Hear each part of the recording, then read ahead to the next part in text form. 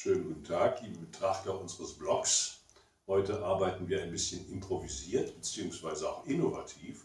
Diese Aufnahme findet statt mit einem Handy, weil unser normaler Filmfotoapparat nicht da ist und nicht im Hause ist. Also ich bin gespannt, wie die Wiedergabe ist. Also wir improvisieren und wir werden sehen.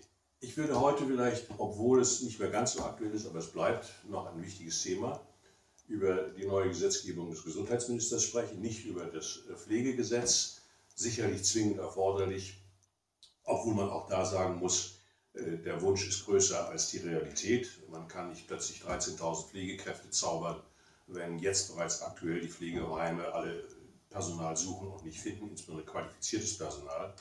Also die Verkündigung von mehr Arbeitskräften ist das eine und die reale Verbesserung der Pflegesituation im Krankenhaus oder in den ambulanten Heimen ist etwas anderes. Aber darüber will ich gar nicht sprechen, sondern über das TSVG.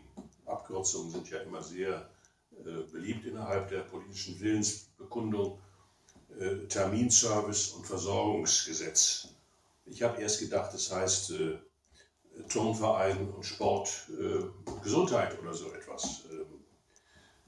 So könnte man es auch interpretieren, weil der Inhalt dieser Gesetzesentwürfe, es ist ja ein Entwurf, ein bisschen sportlich ist, an der Realität in vielen Bereichen vorbeigeht, viele Anstrengungen bedarf und viele Anstrengungen, die ich für ziemlich unsinnig halte.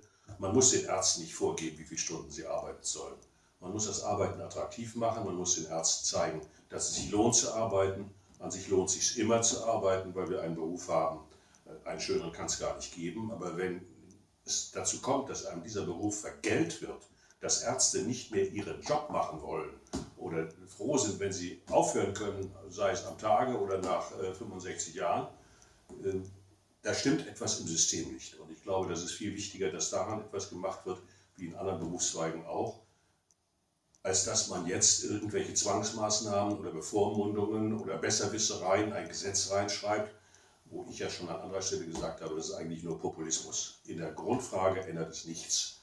Und ich würde mich freuen, wenn eine Sozialgesetzgebung endlich mal dahin käme, dass es wirklich nicht nur auf dem Papier steht, sondern de facto den Patienten in den Mittelpunkt rückt, den Patienten als das Wichtigste in diesem ganzen System nimmt und der soll versorgt werden und sich nicht um bürokratische oder sonstige Accessoires im Gesundheitssystem kümmert.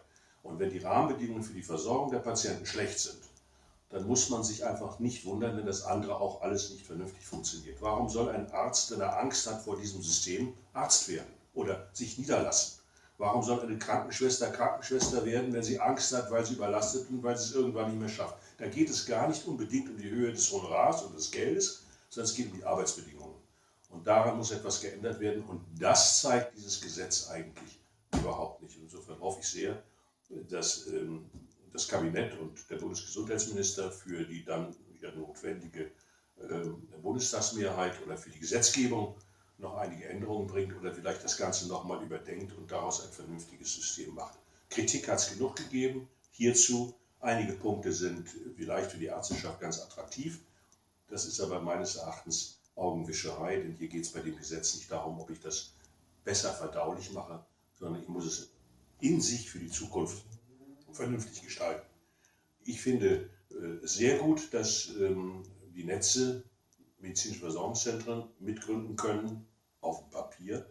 Dazu müssen die Netze aber auch die passenden Instrumente bekommen und die haben sie im Moment auch nicht. Sie dürfen es rechtlich nicht und sie haben auch nicht die entsprechenden Instrumente, um das dann zu können.